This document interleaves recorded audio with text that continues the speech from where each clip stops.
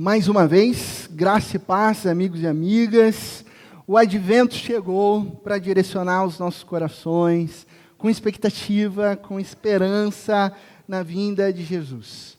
A grande boa nova do Evangelho é que o Verbo se fez carne e habitou entre nós. Essa é a maravilhosa e boa notícia. Eu olho aqui para o Miguel, olho para a Olívia, esses bebezinhos aqui que remetem à maneira como Cristo Jesus veio ao mundo. Cristo Jesus veio como um bebê. Cristo Jesus não chegou como um adulto. Jesus não chegou montado num cavalo. Jesus não chegou com armaduras. Jesus chegou como um bebê. Veio numa manjedoura, numa família pequena e sem fama, num lugar onde as pessoas desprezavam, mas assim veio o Rei dos Reis para trazer a verdadeira salvação, pois o reino de Deus é um reino invertido, é um reino que vai contra a cultura dos valores e princípios desse mundo e mostra que os valores do reino são outros, são valores eternos, são valores de esperança, são valores de graça, bondade. Cristo Jesus é o nosso Salvador, é o Verbo que se fez carne. E durante essa série de mensagens que nós começamos hoje, nós vamos explorar o significado teológico e também prático da encarnação, desse Deus que se fez carne, do Deus que está entre nós. O nosso texto-chave, esse texto ele será lembrado por todos os encontros ao longo do Advento. Então serão 4 domingos, esse é o primeiro, e o texto que vai permear toda a série é esse, que se encontra lá em Mateus capítulo 1, verso 23, a gente vai ler ele a cada domingo, eu espero que com essa leitura dominical e com a reflexão durante a semana, a gente consiga decorar esse verso, quem sabe fica o desafio aí para o último domingo, nós proclamarmos esse verso sem ler, e diz o seguinte: a virgem ficará grávida e dará à luz um filho, e o chamarão Emanuel. Emanuel, um título para Cristo Jesus que significa Deus conosco. Agora que eu lembrei que eu tenho o passador de slides, né? Obrigado, equipe. Está fazendo todo sinal de fumaça ali para ver se o pastor usa o passador de slides aqui. Então eu vou usar. Obrigado, gente. Diante desse verso, surge o tema central da nossa série, o tema Deus conosco. Emanuel, que significa Deus conosco. Vamos orar mais uma vez? Ó Deus, Pai de amor, obrigado, Pai, porque nós estamos diante da Tua palavra, que traz como um dos títulos de Cristo Jesus, o nosso Senhor e Salvador, Emanuel, Deus conosco. Que a gente possa agora, ao longo da leitura da Tua palavra, descobrir, numa camada mais profunda, o significado da Tua presença, do Deus conosco, em nossas vidas, hoje e para sempre. Amém. Bom, nesse último feriado, a minha filha, a Bela, a Letícia, a Juju, foram para um acampamento lá na Igreja Presbiteriana de Itapetininga, né? A grande metrópole Itapetininga, a capital do estado de São Paulo, né? Um dia eu vou te contar a história de que Itapetininga iria ser a capital do estado de São Paulo. Tá? Não é brincadeira. Tem gente da área de história aí? Né? Se tiver gente da área de história, sabe do que eu estou falando. Júlio Prestes, Última República Velha Brasileira, enfim, essa é uma outra história. A grandeza de Itapetininga, elas estavam lá, num acampamento lá em Itapetininga, e pelas informações que eu recebi, o acampamento foi muito bom, né? Sexta-feira a Juju falou que nem sentiu falta do celular, né? Nem lembrou que tinha celular, o pessoal, na hora que você entra lá, eles pegam o celular e deixam no cantinho, e eles nem sentem falta. Foi tão bom que eu lembrei dos acampamentos que eu fui, quando eu tinha a idade deles, né? Bom tempo atrás. E eu lembrei dos momentos preciosos de comunhão, do relacionamento com Deus, da oportunidade de ter dias com esse objetivo, da intencionalidade, consequentemente de um afastamento das preocupações do dia a dia, porque você está lá no acampamento, você acaba se esquecendo, se afastando das preocupações da rotina. E lembrei também de como, no último dia, na hora de fazer as malas, todo mundo sentia aquela sensação de tristeza, aquela sensação de saudade. Nem tinha ido embora do acampamento, mas ao fazer as malas, aquela sensação de saudade, saudade da vivência profunda profunda com o Deus conosco, que é experimentado numa camada maior, no acampamento. Era muito perceptível a presença do Deus conosco em um acampamento. É muito perceptível a presença do Deus conosco no Amigos do Reino. Você que já participou dos Amigos do Reino, você sabe, é muito gostoso, não dá vontade de ir embora, dá vontade de ficar lá e vivermos juntos aquele momento precioso. Ou seja, nos momentos marcantes da vida, a gente percebe facilmente o Deus conosco. Deus conosco quando somos promovidos no trabalho. Já parou para pensar nisso? Que maravilha que é. Deus conosco quando as crianças obedecem tudo o que você, pai e mãe, diz. Deus conosco. Deus conosco quando os relacionamentos eles transbordam o amor de Deus. Quando a família tudo vai bem. Quando há perdão, quando há reconciliação. Nós percebemos e palpamos o Deus conosco. É fácil perceber o Deus conosco quando nós estamos no topo da montanha. É fácil. Mas e quando você está no vale? E quando tudo não vai bem? E quando você está em lágrimas? Sabe quando nada dá certo? Não é um problema, é um seguido do outro. Eu gosto de usar a expressão de que problema não vem em pacote da Amazon. Problema vem em caminhão baú. Né? Chega tudo numa vez só, é uma temporada. Quando o sofrimento é diário, quando a solidão é constante, quando a depressão insiste em bater a porta. E aí, o que você faz? O que você faz nesses momentos? Porque o tema da nossa reflexão hoje é sobre o Deus que também está nos vales da vida. O Deus conosco nos vales. É justamente sobre como nós podemos encontrar forças nesses períodos que eu e você passamos de vales. Nesse sentido, o Salmo 84 tem 3 versos que nos auxiliam a perceber o Deus conosco nos vales. E nós vamos juntos olhar para esses versos. Abra sua Bíblia no texto do Salmo 84. Salmo 84. A nossa atenção se dará nos versos 5, 6 e 7. Salmo de número 84, versos 5, 6 e 7. Salmo 84, o verso 5, 6 e 7. Inclusive, eu desafio você a manter a sua Bíblia aberta durante a exposição, porque a gente vai trabalhar esses versos ao longo da mensagem. Salmo de número 84, do verso 5 ao verso 7, diz assim a palavra de Deus: como são felizes os que em ti encontram sua força, e os que são peregrinos de coração. Ao passarem pelo vale de Bacá, fazem dele um lugar de fontes. As chuvas de outono também o enchem de cisternas. Prosseguem o caminho de força em força, até que cada um se apresente a Deus em Sião. Esse é um trecho do Salmo 84.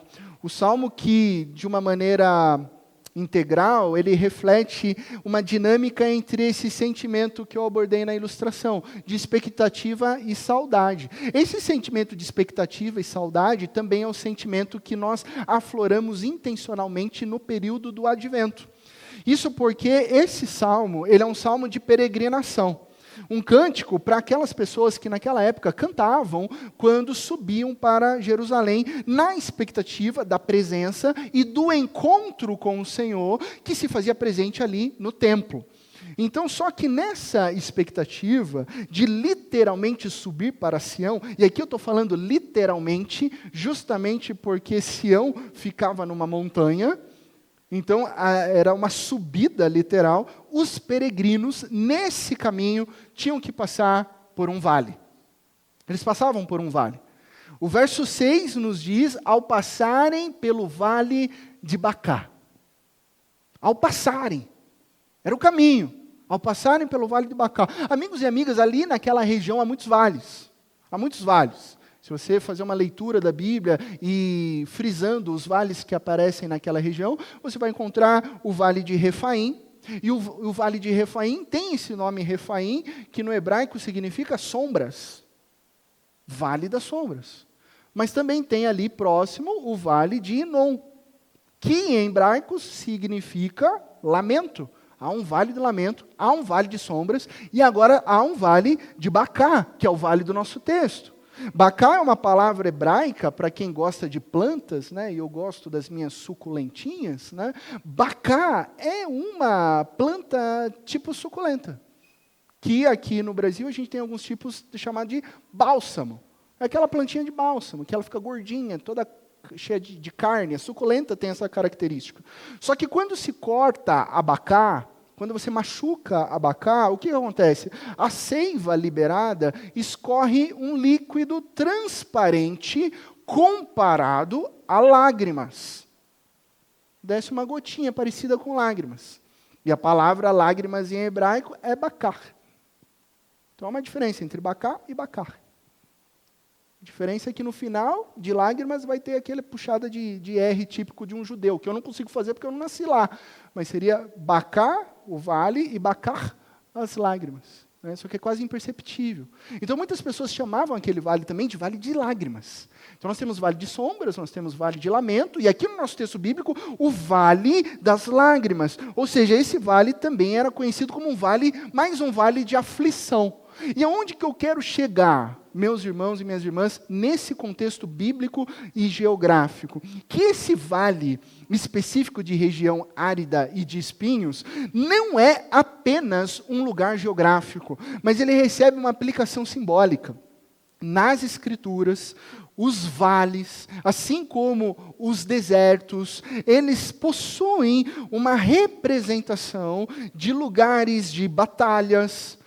Há muitas batalhas que aconteceram em vales, representam lugares de sofrimento, representam simbolicamente estações ou situações de desesperança. E é nesse momento, quando eu e você nos encontramos no vale, que seja ele da dor, seja ele das lágrimas, seja ele do sofrimento, da perda ou do lamento, muitas vezes nós levantamos a pergunta: onde está Deus?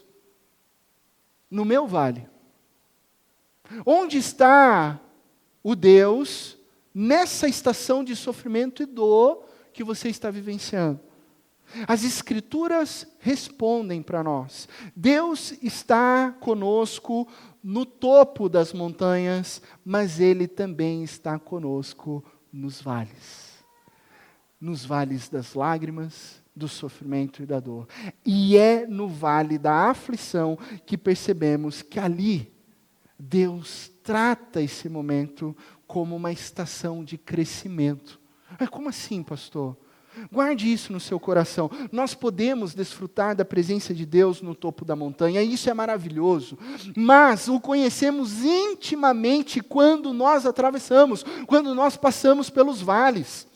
E por que a gente conhece Deus de uma maneira íntima? Porque no vale há espinhos, nos vales há escuridão, nos vales há inimigos querendo nos devorar, nos vales há perdas, nos vales há dor, nos vales é tempo de chorar, é tempo de lamentar, mas quem atravessa o vale com fé em Cristo Jesus, encontra força naquela situação. Então, olha só que interessante, porque paradoxalmente, os vales são lugares profundos de encontro com Deus.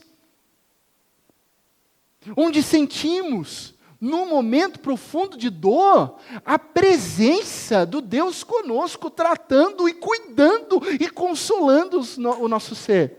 E é exatamente isso que o verso 5 vai nos dizer. Olha só, parece uma incoerência. Mas não, como são felizes os que em ti encontram sua força e os que são peregrinos de coração. Como assim a palavra feliz está num texto que trabalha o vale de Bacar, o vale de lágrimas?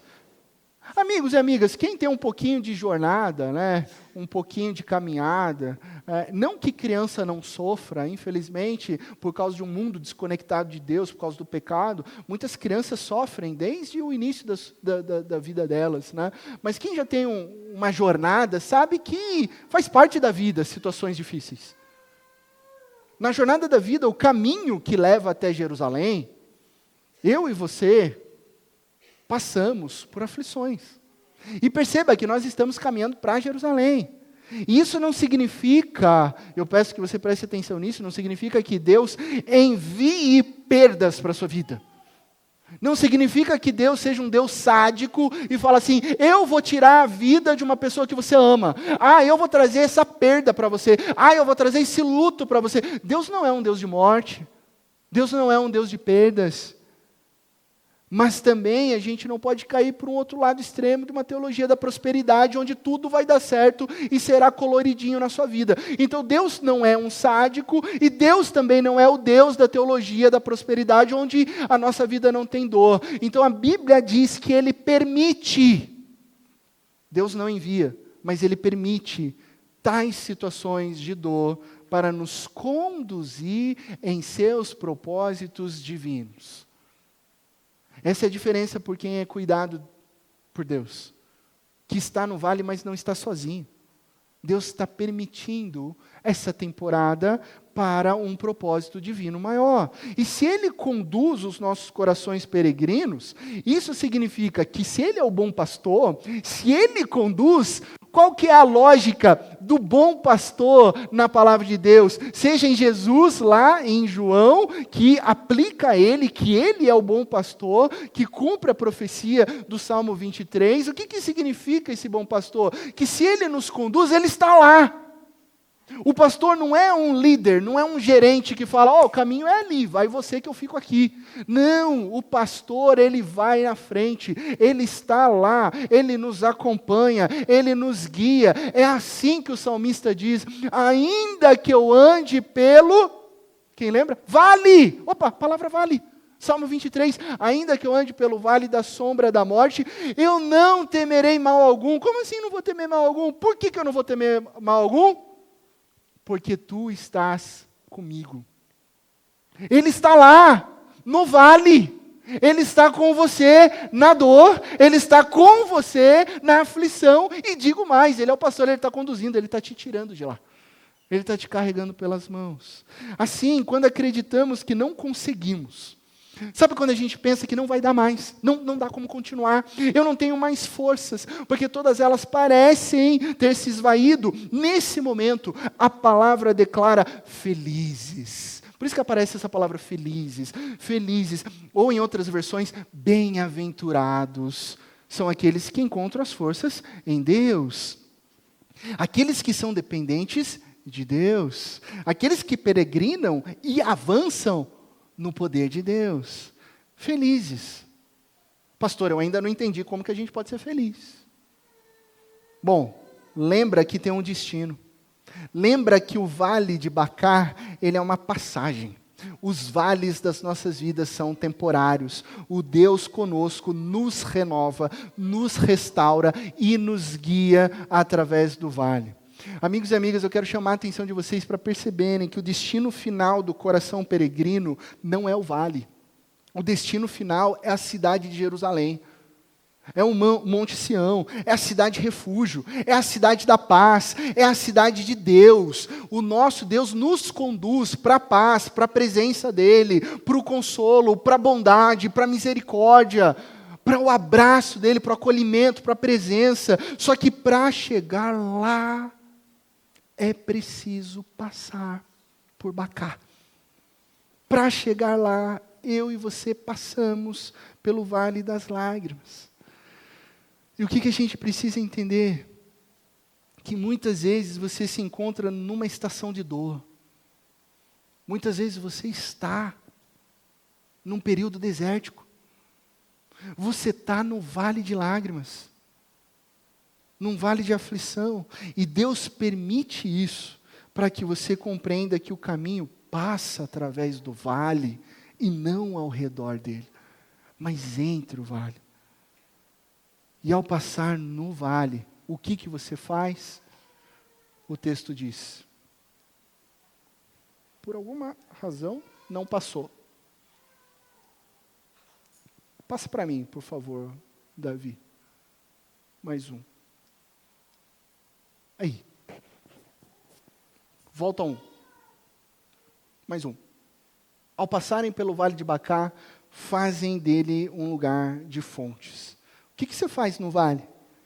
Você cava poços. Algumas traduções vão trazer a ideia de fazer lugar de fontes, poços, ou mananciais. Você cava poço em lugar árido. Eu gosto dessa expressão.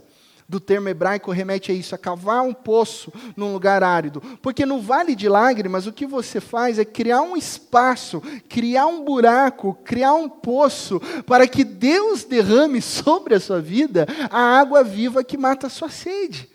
Quando estamos no vale, abrimos poços, abrimos espaços para a provisão de Deus, fazemos do lugar de lágrimas um lugar de fontes. E o Vale do Bacá é extremamente importante para que confiemos em Deus e assim encontremos força nele.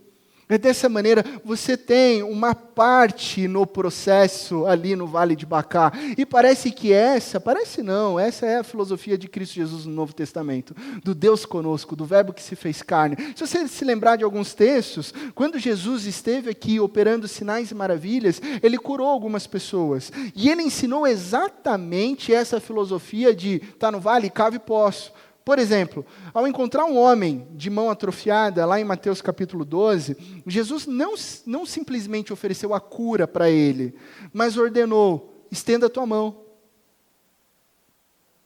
Jesus falou, estenda a tua mão. Já pensou a situação?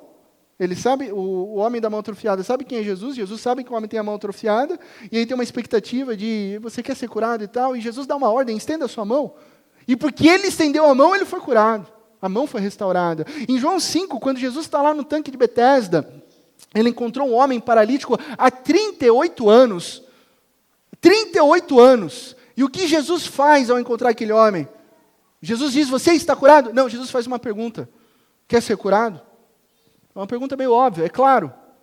Aí Jesus não disse, está curado. Jesus fala, levante-se.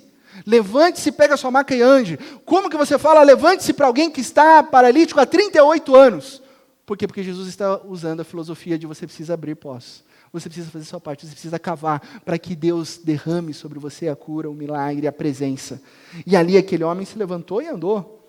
O Deus conosco nos vales nos chama a confiar nele, a abrir poços em terras áridas, a plantar a semente antes de ver a colheita.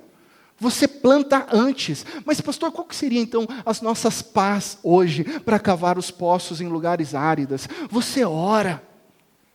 Essa pá é maravilhosa, é a pá da oração. Você ora, quanto mais você ora, mais espaço você abre para que Deus responda as suas orações. Como é que Ele vai responder se você não levanta o teu clamor a Ele? Você o busca na leitura da palavra, você busca conhecer o coração de Deus, e Ele revela a você a sua presença quando você o busca de todo o coração. Jesus, o Emanuel, o Deus conosco, é o mesmo Deus hoje, ontem e sempre, que declarou, vocês me procurarão e me acharão quando me encontrarem de todo o coração.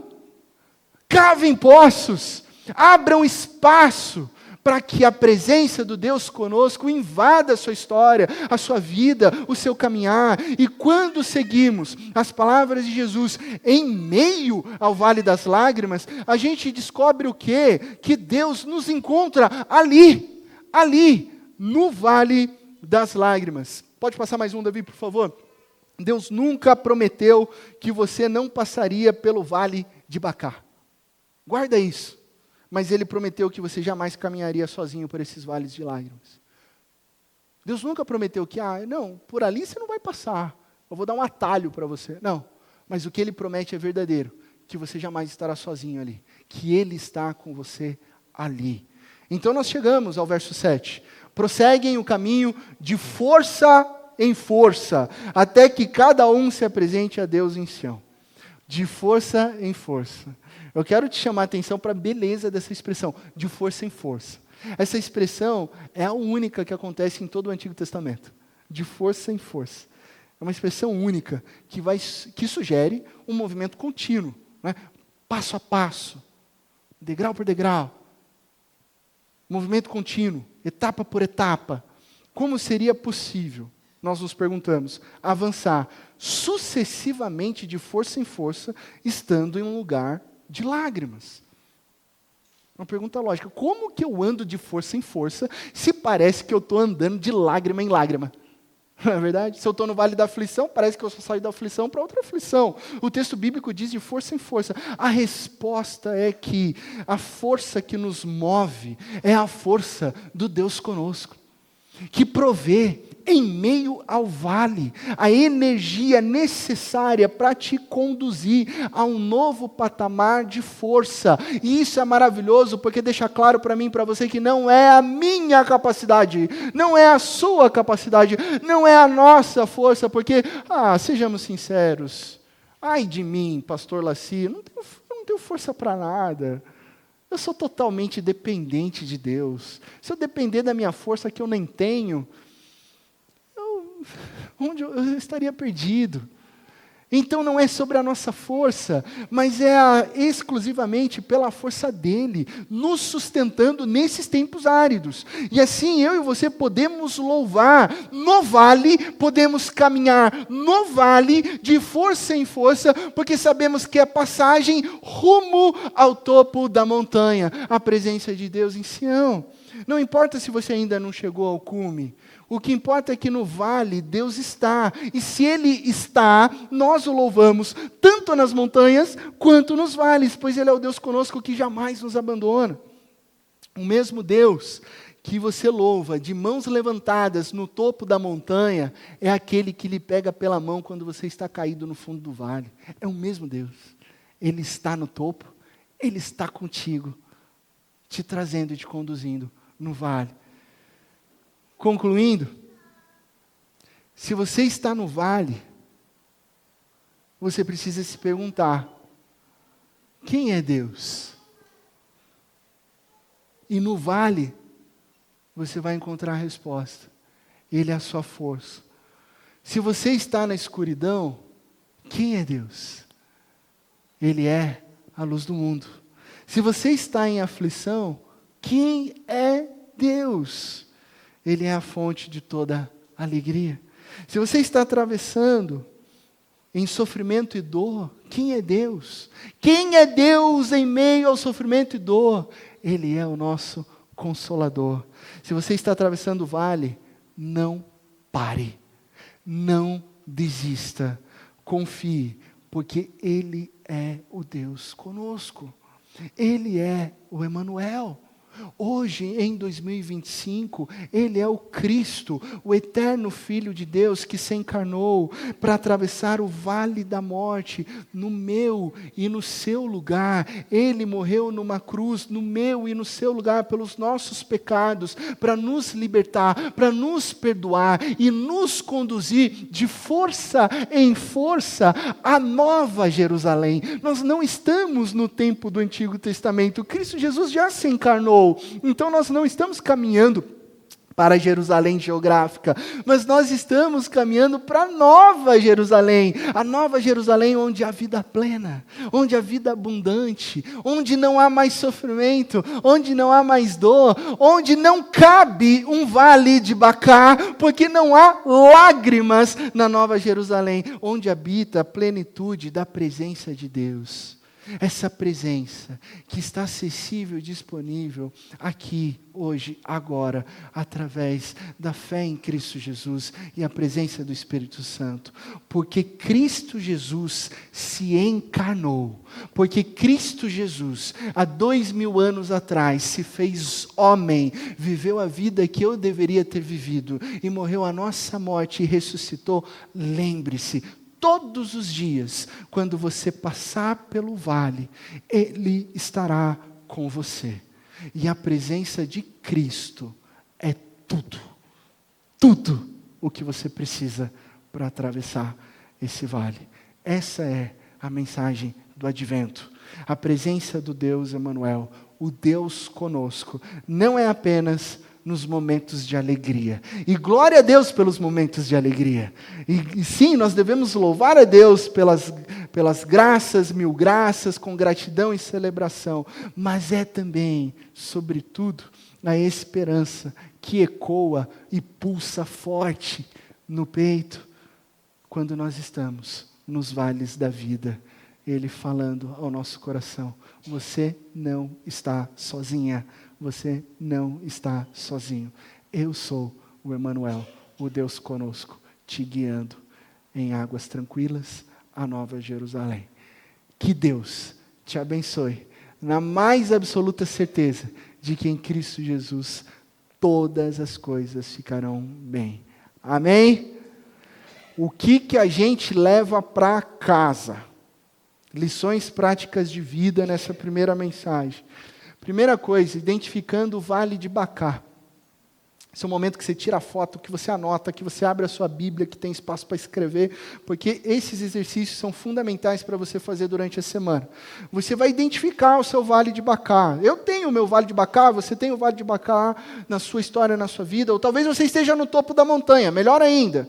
Mas você vai fazer essa pergunta. Reconheça a presença de Deus em meio ao vale. Se você está no vale, você vai voltar a atenção do seu coração, não aos problemas que estão em evidência ali no vale, mas você vai procurar os vislumbres da graça de Deus ali no vale, porque Ele está cuidando de você. Porque Ele está ali. É que a dor é tão grande que ela está tentando ofuscar os teus olhos. Então essa semana você vai fazer o exercício. Essa é a minha dor, mas eu vou identificar a presença de Deus aqui, porque Ele está cuidando de mim. Segunda lição, cavando poços no vale. Identificou, está no vale, agora você vai cavar poços. Medite em João 4, verso 14. Pega lá o texto de João 4, verso 14. Anota aí, um texto da palavra de Cristo Jesus ali com a mulher samaritana. Se quiser, pode ler a perícope inteira durante a semana. Melhor ainda, decora o versículo 14. E você vai pegar um caderno, você vai responder com uma oração. Mas você vai responder esse versículo na temática de poço no vale. Não vai mudar de assunto com Deus. Lê o João 4,14 e começa a fazer uma oração que não tem nada a ver. A gente tem essa mania, né? A gente começa a orar, nem está prestando atenção. Responde Deus. Deus está falando com você ali, nesse texto. Responde a Ele. Deus, é isso que eu estou entendendo. Deus, é isso que eu quero cavar. Deus, eu preciso da Tua presença mais e mais. Escreve. Quando a gente escreve as nossas orações, nós somos mais profundos e nós somos mais objetivos. Se você está no vale, coloca a data da sua oração. Guarda num caderno de oração. Porque você vai atravessar esse vale. E quando você estiver no topo da montanha, você vai abrir o caderno. E vai falar assim, olha o que eu orei quando eu estava no vale. E olha como Deus me respondeu, hoje que eu estou na montanha. E por fim, prosseguindo de força em força. Essa lição é muito gostosa. Mas você precisa fazer. Você não pode deixar ela passar. Enfeite a sua casa apontando para o Deus conosco. Quem aqui gosta desse clima de Natal? Estava esperando chegar o Natal, já lá em julho. Levanta a mão. Tem a galera do Natal aqui. Quem, assim, não vou falar que não gosta, né? Não vamos chamar aqui os Grinch da vida. Mas você que, assim, não liga tanto, levanta a mão aí. Ó, quem não liga tanto, exercício, porque a gente não vai se apropriar de uma estação consumista. Não, a gente vai se apropriar daquilo que é a nossa história, o calendário litúrgico que aponta para Cristo Jesus. Então, você vai enfeitar a sua casa apontando para a presença do Deus conosco. Essa mesa está enfeitada aqui. Essas cores não são cores aleatórias. O cor roxo representa expectativa e esperança. Há aqui 4 velas representando as velas do advento. Cada domingo representando esperança. O terceiro domingo que antecede a alegria, por isso ela é um pouquinho mais pink. E não tem uma vela aqui ainda, que é a branca. Ela não está aqui agora. Por quê? Porque ela é acendida na celebração de Natal na sua casa. Porque a vela branca representa a Cristo Jesus, a luz do mundo, que dissipa toda a escuridão. Por isso nós acendemos uma vela em nossos lares por domingo. Então você vai preparar, no mínimo, uma guirlanda na porta da sua casa. No mínimo! O pessoal aí que não gosta muito do Natal, vai essa semana atrás de uma guirlanda, né, para colocar na porta do seu apartamento ou na porta da sua casa. Quem gosta de Natal, toma cuidado para não gastar horrores com aquelas guirlandas gigantes. Esqueci de avisar o meu marido, comprei uma guirlanda maior que a porta. Não sei agora o que eu vou fazer. Então, O pessoal se empolga, né? Mas você vai colocar ali apontando para Cristo Jesus. Ou também uma coroa do advento que cabe muito bem à mesa, né? Se você vai pôr na mesa, coloque também as velas. Deixe enfeitado. As crianças vão perguntar, por que a mesa está assim, mamãe? Seus vizinhos vão perguntar, você colocou uma guirlanda? Todo mundo está colocando aqui. Não, mas eu coloquei porque tem um significado. Ela tem esse círculo, ela é circular, porque ela representa a eternidade da Trindade. Por isso eu coloquei a guirlanda, por isso eu coloquei a coroa na minha porta.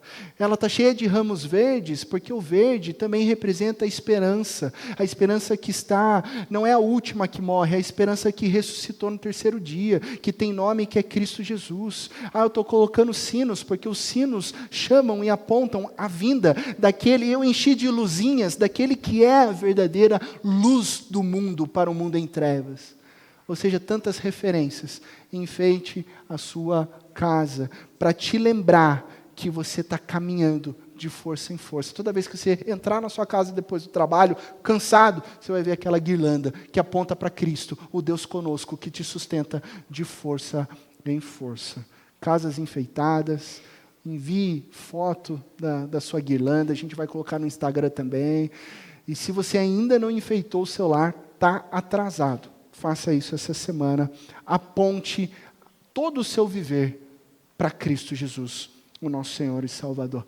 Nós vamos cantar a última canção que fala sobre esse poderoso nome, o nome de Cristo Jesus, esse nome lindo. Tudo aponta para Cristo Jesus, aquele que é o nosso Deus, o Deus conosco. E para cantarmos essa canção, eu te convido a se colocar em pé nesse momento, e nós vamos juntos adorar a Deus, aquele que é desde o princípio,